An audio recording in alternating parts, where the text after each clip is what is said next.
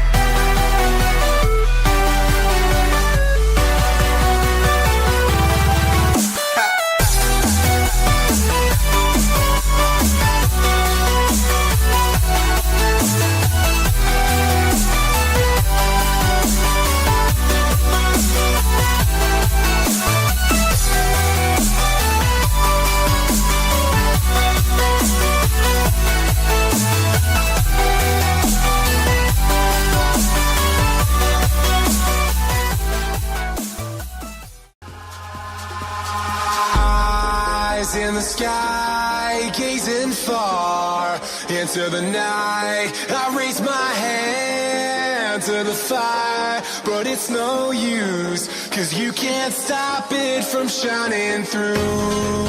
It's true, baby, let the light shine through.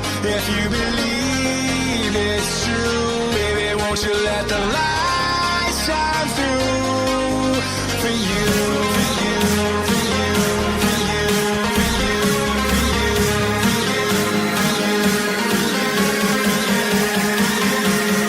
won't you let the light shine through?